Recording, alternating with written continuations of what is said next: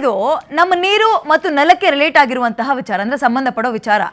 Tamil Nadu politics ಬಗ್ಗೆ ನಾನು ಸ್ವಲ್ಪ ಇವತ್ತೇನೇನು ಚರ್ಚೆ ಆಯಿತು ಅಂತ ನೋಡೋಣ. ನೋಡಿ, ಮೊನ್ನೆ ತ್ರಿಷಾಗೆ ಇನ್ಸಲ್ಟ್ ಮಾಡಿದ್ರು ಇಲ್ಲಿ ತಮಿಳುನಾಡಿನಲ್ಲಿ ಉದಯನಿಧಿ ಸ್ಟಾಲಿನ್ ಅವರ ಮಗ ಅನ್ನೋ ವಿಚಾರದಲ್ಲಿ ವಿಜಯ್ ಮತ್ತು ಉದಯನಿಧಿ ನಡುವೆ ಒಂದು ಫೈಟ್ ನಡೀತಾ ಇತ್ತು. ನಿಮ್ಮೆಲ್ಲರಿಗೂ ಗೊತ್ತು. ಅವ್ರನ್ನ ಕರ್ಕೊಂಡೋಗಿದ್ರು ಪೊಲೀಸರು, ಮನೆಗೆ ಬಂದು ವಾಪಸ್ ಬಿಟ್ಟು ಹೋದ್ರು. ಅದು ಬೇರೆ ವಿಚಾರ ಬಿಡಿ. ಬಟ್ ಇಲ್ಲಿ ಏನಪ್ಪ ಅಂದರೆ ನೀರಿನ ವಿಚಾರ, ನಮ್ಮ ಮೇಕೆದಾಟು ವಿಚಾರ. ತಮಿಳುನಾಡು ಅಸೆಂಬ್ಲಿಯಲ್ಲಿ ಈ ವಾರ್ ಕಂಟಿನ್ಯೂ ಆಗ್ತಾ ಇದೆ. ಸ್ಪೆಷಲ್ ಏನಪ್ಪ ಅಂದರೆ ಈ ಸಲ ಫೈಟ್ ಆಗಿರೋದು ನಮ್ಮ ಮೇಕೆದಾಟು ಪ್ರಾಜೆಕ್ಟ್ ಬಗ್ಗೆ. ಎಲ್ಲಾದರೂ ಸರಿ CM ವಿಜಯ್ ಅವರನ್ನ ಹಣಿಲೇಬೇಕು ಅನ್ನೋ ಹಠಕ್ಕೆ DMK ಬಿದ್ದಂಗೆ ಕಾಣಿಸ್ತಾ ಇದೆ. ಸೊ ಉದಯನಿಧಿ ಅವರು ಹೋದಲ್ಲಿ ಬಂದಲ್ಲಿ ವಿಜಯ್ ಮೇಲೆ ಅಟ್ಯಾಕ್ ಮಾಡ್ತಲೇ ಇದ್ದಾರೆ. ವಿಚಾರ ಏನಪ್ಪಾ ಅಂತ ಹೇಳಿದ್ರೆ, ನೋಡ್ರಿ, ವಿಜಯ್ ಮತ್ತು ಉದಯನಿಧಿ ಸ್ಟಾಲಿನ್ ಏನಿದ್ದಾರೆ ಅವರ ಬಗ್ಗೆ ಫೈಟ್ ಹೇಗೆ ನಡೀತಾ ಇದೆ ಅನ್ನೋದು ನಮ್ಮ ರಾಜ್ಯಕ್ಕೆ ಅಷ್ಟೊಂದು ಸಂಬಂಧಪಡುವಂತಹ ವಿಚಾರ ಅಲ್ಲ ಬಿಡಿ. ತಮಿಳುನಾಡು ಅಸೆಂಬ್ಲಿಲಿ ವಿಜಯ್ ಒಂದು ಮಾತು ಹೇಳಿದ್ರಲ್ಲ, ಅದ್ರ ಬಗ್ಗೆ ನಾವು ಅಲರ್ಟ್ ಆಗಲೇಬೇಕು, ಯೋಚನೆ ಮಾಡಲೇಬೇಕು. ಎಲ್ಲರಂತೆ ಇವರುನಾ ತಮಿಳುನಾಡಿನಲ್ಲಿ ಇಲ್ಲಿ ತನಕ CMಗಳನ್ನು ನೋಡ್ಕೊ ಬಂದ್ವಲ್ಲ, ಜಯಲಲಿತಾ ಆಗಿರ್ಬೋದು, MTR ಆಗಿರ್ಬೋದು, ಎಲ್ಲರೂ ನೋಡ್ಕೊ ಬಂದ್ವಲ್ಲ, MGRನ, ಹಾಗೆ ಇವರುನಾ ಅಂತ ಅದೇ ಸಲಿಗೆ ಇವರು ಹೋಗಿ ನಿಂತ್ಕೊಬಿಟ್ರ ಅಂತ. ವಿಜಯ್ ಏನು ಹೇಳಿದ್ರು ಅಂದರೆ, ಕರ್ನಾಟಕ ಏನು ಬೇಕಾದರೂ ಮಾಡಲಿ, ಮೇಕೆದಾಟು ಪ್ರಾಜೆಕ್ಟ್ ಮಾಡೋಕೆ ನಾವು ಬಿಡಲ್ಲ ಅಂತ ಸೆಷನಲ್ಲಿ ಇವತ್ತು ಮುಖ್ಯಮಂತ್ರಿ ವಿಜಯ್, ತಮಿಳುನಾಡಿನ ಮುಖ್ಯಮಂತ್ರಿ, ಅಬ್ಬರಿಸಿದ್ದಾರೆ. ನೀರಿನ ವಿಚಾರದಲ್ಲಿ ಕರ್ನಾಟಕದ ಜೊತೆಗೆ ಕಾಂಪ್ರಮೈಸ್ ಇಲ್ಲ ಅಂತ ಒಂದೇ ಮಾತಲ್ಲಿ ಕಡ್ಡಿ ತುಂಡಾದಂಗೆ ಹೇಳಿದ್ದಾರೆ. ಮೊನ್ನೆ ಕೇಂದ್ರ ಸರ್ಕಾರ ಹೇಳುತ್ತೆ ಮೇಕೆದಾಟು ಬಗ್ಗೆ, ಹರಿಯೋ ನೀರಿಗೆ ದೊಣ್ಣೆ ನಾಯಕನ ಅಪ್ಪಣೆ ಬೇಕಾ, ಕುಡಿಯೋ ನೀರಿಗಲ್ವಾ? ಮೇಕೆದಾಟು ಈ ಪ್ರಾಜೆಕ್ಟ್ ಏನಿದೆ ಅದನ್ನ ಬೇರೆ ರಾಜ್ಯದವರ ಪರ್ಮಿಷನ್ ತಗೊಳ್ಳೋ ಅಗತ್ಯ ಇಲ್ಲ, ನೀವು ಕಟ್ಕೊಳ್ಳಿ ಅಂತ ಹೇಳಿದೆ. ಆದರೂ ತಮಿಳುನಾಡಿನ ಸೊಕ್ಕು ಮಾತ್ರ, ಅಥವಾ ಅಲ್ಲಿಯ ರಾಜಕಾರಣಿಗಳ ಸೊಕ್ಕು ಮಾತ್ರ ಕಡಿಮೆ ಆಗ್ತಾ ಇಲ್ಲ. ಅಂಡ್ ಏನ್ ಮಾತಾಡಿದ್ದಾರೆ ಅಂತ ಫಸ್ಟ್ ನೋಡೋಣ, ಆಮೇಲೆ ಇದ್ರ ಬಗ್ಗೆ ಚರ್ಚೆ ಮಾಡೋಣ. ಏನಂತೀರಾ? Have a look. துணைத் தலைவர் அவர்களுக்கும் என்னுடைய நன்றி. உங்களுடைய பணிகள் சிறக்கட்டும். மீண்டும் என்னுடைய வாழ்த்துக்களை தெரிவித்துக் கொள்கிறேன்.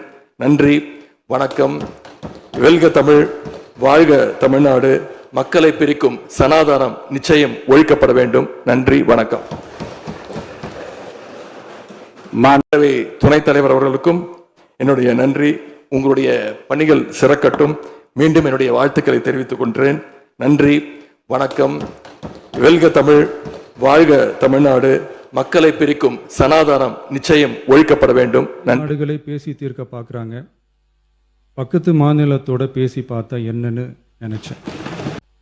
கர்நாடகாவில் சில அணைகள் கட்ட ஆரம்பித்ததை பற்றியும் இதே அவையில் 1969 ஒரு விவாதம் நடந்திருக்கு. அப்போது நீர்வளத்துறை அமைச்சராக இருந்தது யார்? அப்போ அணை கட்ட விட்டது ஏன்னு கேட்டு அந்த மாதிரி சீப் பாலிட்டிக்ஸ்லாம் நான் பண்ண விரும்பலை.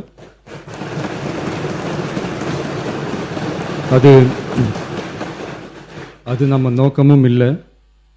ஏன்னா காவிரி விவகாரத்தை ரொம்ப கவனமாக கையாளணும். ಈಗ ಬೆಂಗಳೂರಿಗೆ ನೀರಿನ ಸಮಸ್ಯೆ ಅಂದಾಗೆಲ್ಲ, ಕಾವೇರಿ ವಿಚಾರ ಬಂದಾಗೆಲ್ಲ ನೀವು ಟಿವಿಗಳಲ್ಲಿ ಕೇಳಿಸ್ಕೊಂಡಿರ್ತೀರಿ. ಏನು ಹೇಳಿ, ಮೇಕೆದಾಟು ಪ್ರಾಜೆಕ್ಟ್ ಅಂತ. ಸೊ ಏನಿದು ಮೇಕೆದಾಟು ಪ್ರಾಜೆಕ್ಟ್ ಅಂತ ತುಂಬ ಸುಲಭವಾಗಿ ನಿಮ್ಗೆ ಅರ್ಥ ಮಾಡಿಸೋ ಪ್ರಯತ್ನ ನಾನು ಮಾಡ್ತೀನಿ. ನೋಡಿ, ಬೆಂಗಳೂರಿನಿಂದ ಸುಮಾರು 110 ಕಿಲೋಮೀಟರ್ ದೂರದಲ್ಲಿ ಮೇಕೆದಾಟು ಪ್ರದೇಶದಲ್ಲಿ ಕಾವೇರಿ ನದಿಗೆ ಅಡ್ಡಲಾಗಿ ಬಹುದ್ದೇಶದ ಜಲಾಶಯ ನಿರ್ಮಿಸುವಂತಹ ಯೋಜನೆನೇ ಈ ಮೇಕೆದಾಟು ಪ್ರಾಜೆಕ್ಟ್ ಅಂತ ಕರೀತಾರೆ. ಇದ್ರ ಉದ್ದೇಶ ಏನು ಅಂದರೆ, ಬೆಂಗಳೂರು ಅಂತ ದೊಡ್ಡ ನಗರ ನಿಮ್ಮೆಲ್ಲರಿಗೂ ಗೊತ್ತು. ಬೆಂಗಳೂರು ಮಹಾನಗರ, ಅದರ ಜೊತೆಗೆ ಸುತ್ತಮುತ್ತಲಿನ ಪ್ರದೇಶಗಳಿಗೂ ಕೂಡ ನೀರು ಪೂರೈಕೆ ಮಾಡೋದಕ್ಕೆ. ಎರಡನೇದು, ಮಳೆಗಾಲದಲ್ಲಿ ಹೆಚ್ಚುವರಿಯಾಗಿ ಹರಿದು ಹೋಗುತ್ತಲ್ಲ ನೀರು, ಅದನ್ನು ಸ್ಟೋರೇಜ್ ಅಥವಾ ಸಂಗ್ರಹ ಮಾಡಿ ಇಟ್ಕೊಳ್ಳೋದು. ಮೂರನೇದೇನಪ್ಪ ಅಂದರೆ, ಸುಮಾರು 400 ಮೆಗಾವೇಟ್ ಜಲವಿದ್ಯುತ್ತನ್ನು ಉತ್ಪಾದನೆ ಮಾಡ್ಬೋದು ಈ ನೀರಿನಿಂದ. ಹೆಚ್ಚುವರಿ ಮಳೆ ನೀರನ್ನು ಸಂಗ್ರಹ ಮಾಡ್ಕೊಳ್ತೀವಿ, ನಿಮಗೆ ಬಿಟ್ಟರೆ ನೀವು ಕೂಡ ವ್ಯರ್ಥ ಮಾಡಿ ಸಮುದ್ರಕ್ಕೆ ಬಿಡ್ತೀರಿ. ಅದ್ರ ಪಾಡಿಗೆ ನಾವು ಮೇಕೆದಾಟು ಕಟ್ಕೊಳ್ತೀವಿ, ಅದೊಂದು ಪ್ರಾಜೆಕ್ಟ್ ಮಾಡ್ಕೊಳ್ತೀವಿ, ನೀರನ್ನು ಸ್ಟೋರ್ ಮಾಡಿ ಇಟ್ಕೊಳ್ತೀವಿ. ಇಷ್ಟೇ, ನಮ್ಮ ಕಾವೇರಿ ನೀರನ್ನೇ ಹೆಚ್ಚುವರಿಯಾಗಿ ಹೋಗೋದನ್ನು ಸ್ಟೋರ್ ಮಾಡಿ ಇಟ್ಕೊಳ್ತೀವಿ, ಕುಡಿಯೋ ನೀರಿಗೆ ಅಷ್ಟೇ, ಬೇರೆ ಇನ್ನೇನಕ್ಕೂ ಅಲ್ಲ ಅಂತ ಕೇಳಿದ್ರು ಕೂಡ ಬಿಲ್ಕುಲ್ ನಾವು ಒಪ್ಪಲ್ಲ ಅಂತಾರೆ. ಇದು ವಿಜಯರವರ ಮಾತು ಮಾತ್ರ ಅಲ್ಲ, ಈ ತಮಿಳುನಾಡಿನ CMಗಳು ಬಂದಿರೋ ಹಾದಿಯೇ ಹಾಗೆ.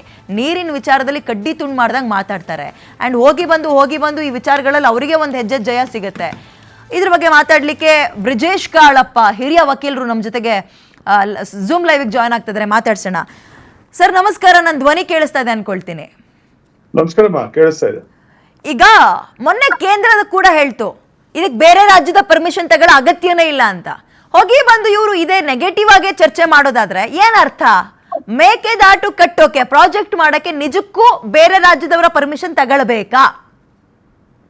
ಇಲ್ಲ, ಕೇಂದ್ರ ಸರ್ಕಾರ ಮೊನ್ನೆ ಸುಪ್ರೀಂ ಕೋರ್ಟ್ ಮುಂದೆ ಹೇಳಿರುವಂತದ್ದು ಅದು ಸರಿಯಾದ ಮಾತು ಹೇಳಿದ್ರೆ, ಯಾಕೆಂತ ಹೇಳಿದ್ರೆ ಇದು ಕೇಂದ್ರ ಸರ್ಕಾರದ ಯಾವ ಒಂದು ವಿಚಾರ ಅಲ್ಲ ಇದು. ಯಾಕೆಂತ ಹೇಳಿದ್ರೆ 2000 ಇಸ್ವಿಯಲ್ಲಿ ಅದು ಸುಪ್ರೀಂ ಕೋರ್ಟ್ ಜಡ್ಜ್ಮೆಂಟ್ ಇತ್ತು. ಯಾವುದು ಅಂತ ಹೇಳಿದ್ರೆ state of Karnataka was state of Andhra Pradesh. ಈ ಜಡ್ಜ್ಮೆಂಟ್ ಅಲ್ಲಿ ಪ್ಯಾರಾಗ್ರಾಫ್ 52 ಇರಬೇಕು. ಅದರಲ್ಲಿ 2009 SCC 572 ಅಂತ ನಾವು ಅದಕ್ಕೆ ಸೈಟೇಷನ್ ಕೊಡ್ತೀವಿ. ಅದರಲ್ಲಿ ಕಡಾಖಂಡಿತವಾಗಿ ಸುಪ್ರೀಂ ಕೋರ್ಟ್ ಅಂದ್ರೆ ಕಾನ್ಸ್ಟಿಟ್ಯೂಷನ್ ಬೆಂಚ್ 5 ಜಡ್ಜ್ಗಳ ನ್ಯಾಯಪೀಠ ಅದು ಈಗಾಗಲೇ ಹೇಳಾಗಿದೆ, ಯಾವುದೇ ಒಂದು ರಾಜ್ಯ ಅವರ ಜಲನಯನ ಪ್ರದೇಶದಲ್ಲಿ ಒಂದು ಪ್ರಾಜೆಕ್ಟ್ ಮಾಡ್ಕೊಳ್ಬಹುದು, ಅದಕ್ಕೆ ಯಾವ ಅಡಚಣೆ ಕೂಡ ಇಲ್ಲ. ಇನ್ನೊಂದು ಅದೇ ಜಲನಯನ ಪ್ರದೇಶದಲ್ಲಿರುವಂತ ಇನ್ನೊಂದು ರಾಜ್ಯ ಅದಕ್ಕೆ ಬಂದು ಯಾವ ಅಡಚಣೆ ಮಾಡಬಾರ್ದು ಅನ್ನೋಂಥದ್ದು ಈಗಾಗಲೇ constitution bench of supreme court ಹೇಳಾಗಿದೆ. ಅದೇ ವಿಚಾರವನ್ನ ಮೊನ್ನೆ ಸುಪ್ರೀಂ ಕೋರ್ಟ್ ಮುಂದೆ ಕೇಂದ್ರ ಸರ್ಕಾರ ಕೂಡ ಹೇಳಿದೆ. ಬಟ್ ಇವಾಗ ಯಾಕೆ ತಡೆ ಆಗಿದೆ, ಯಾಕೆ ತೊಂದರೆ ಆಗಿದೆ ಇದರಲ್ಲಿ ಈ ಪ್ರಾಜೆಕ್ಟ್ ಮಾಡೋದ್ರಲ್ಲಿ ಅಂತ ಹೇಳಿದ್ರೆ, ಇದರಲ್ಲಿ ಎನ್ವೈರನ್ಮೆಂಟಲ್ ಇಶ್ಯೂಸ್ ಇದೆ, ಅಂದ್ರೆ ಈ ಫಾರೆಸ್ಟ್ ರಿಲೇಟೆಡ್ ಇಶ್ಯೂಸ್. ಆ ಕಾರಣದಿಂದ ಸ್ವಲ್ಪ ಅಡಚಣೆ ಆಗಿದೆ ಹೊರತು ಬೇರೆ ಯಾವ ಕಾರಣದಿಂದ ಇದಕ್ಕೆ ಯಾವ ಅಡಚಣೆ ಕೂಡ ಇಲ್ಲ. ಮತ್ತ ಅವ್ರೇನು ಸುಮ್ನೆ ತಮ್ಮ ಬಾಯಿ ಚಪ್ಪಲ ತೀರಿಸ್ಕೊಳ್ಳೋದ, ನಾವ್ ಯಾವುದೇ ಕಾರಣಕ್ಕೂ ಮೇಕೆದಾಟು ಮಾಡಕ್ ಬಿಡಲ್ಲ ಪೊಲಿಟಿಕಲ್ ಮೈಲೇಜ್ ತಗೊಳ್ಳೋ ಸ್ಟ್ರಾಟಜಿ ಅಷ್ಟೇನಾ ಆ ಪೊಲಿಟಿಕಲ್ ಪಾರ್ಟಿಗಳ ನಡುವೆ ನಡೀತಾ ಇರೋದು ಹಂಗಾದ್ರೆ? ಇಲ್ಲ ನೋಡಿ ಮೇಡಮ್, ಅದೇನಾಗ್ತಿದೆ, ನಮ್ಮಲ್ಲಿ ಇವಾಗ ಕೊಟ್ಟಿರುವಂತ ನೀರ್ ಪ್ರಕಾರ ನಮ್ಗೆ 740 TMC ಈ ಕಾವೇರಿ ಕಣಿವೆಯಲ್ಲಿ ಇದೆ ಅನ್ನೋಂಥದ್ದು ಒಂದು ಸುಪ್ರೀಂ ಕೋರ್ಟ್ ಮತ್ತೆ ನಮ್ಮ ಕಾವೇರಿ ವಾಟರ್ ಡಿಸ್ಪ್ಯೂಟ್ಸ್ ಟ್ರೈಬ್ಯುನಲ್ ಅದನ್ನು ತೀರ್ಮಾನ ಮಾಡಿದೆ. ಈ ನದಿ ಕಣಿವೆಯಲ್ಲಿರುವಂತದ್ದು 740 TMC ಅಂತ. ಬಟ್ 740 TMC ಪ್ರತಿ ವರ್ಷ 740 ಇರೋದಿಲ್ಲ. ಒಂದೊಂದ್ಸರಿ ಕಮ್ಮಿ ಆಗುತ್ತೆ, ಒಂದೊಂದ್ಸರಿ ಹೆಚ್ಚಾಗುತ್ತೆ. ಹೆಚ್ಚಾಗಿದ್ದ ಸಂದರ್ಭದಲ್ಲಿ ಅವ್ರಿಗೆ ನಾವು ಇಟ್ಕೊಳ್ಳಿಕ್ಕೆ ನಮ್ಮ ಹತ್ರ ಸ್ಥಳ ಇಲ್ಲ. ಯಾಕೆಂದ್ರೆ ನಮ್ಮ ಹತ್ರ ಕೇವಲ ದೊಡ್ಡ ಡ್ಯಾಮ್ ಇರುವಂತದ್ದು 4 ಮಾತ್ರ. ಬಟ್ ಅವ್ರ ಹತ್ರ ಅವರು since they are the lower ರೈಪೀರಿಯಡ್ ಅವ್ರು ಎಷ್ಟು ಯೂಸ್ ಮಾಡ್ಕೊತಾರೆ ಅಂತಂದ್ರೆ ಅದ್ರ ಮೇಲೆ ನಾವು ನಿಗಾ ಇಡ್ಲಿಕ್ಕೆ ಆಗೋಲ್ಲ. ಸೊ ಆ ಕಾರಣದಿಂದ ಯಾವಾಗ ಹೆಚ್ಚು ನೀರ್ ಇರುತ್ತೆ ಆ ವರ್ಷ ಅವರು ತುಂಬಾ ಜಾಸ್ತಿನೇ ಉಪಯೋಗಿಸಿ ಅದನ್ನ ಮತ್ತೆ ಅವರು ಇಷ್ಟ ಬಂದಂತೆ ಉಪಯೋಗಿಸ್ತಾರೆ. ಅದನ್ನ ಮತ್ತೆ ಹಿಡ್ಕೊಳ್ಳಲ್ಲ ಅವರು. ಇವಾಗ ಕಳೆದ ವರ್ಷ ನಾವು 400 TMC ಗಿಂತ ಹೆಚ್ಚಾಗಿ ನಾವು ಬಿಟ್ಟಿದೀವಿ. ಈ ವರ್ಷ ನಮ್ಮ ಹತ್ರ ನೀರಿಲ್ಲ, ನಾವು ಬಿಡಕ್ ಸಾಧ್ಯ ಇಲ್ಲ. ಸೊ ಕಳೆದ ವರ್ಷದ ನೀವು ಲೆಕ್ಕ ಕೊಡಿ ಅಂತ ಕೇಳಿದಾಗ ಅವ್ರು ಕೊಡೋ ಪ್ರಮೇಯ ಬರೋದಿಲ್ಲ. ಯಾಕೆಂತ ಹೇಳಿದ್ರೆ ಅವ್ರು ಕೊಡುವಂತ ಅವಶ್ಯಕತೆ ಇಲ್ಲ ಇವಾಗ.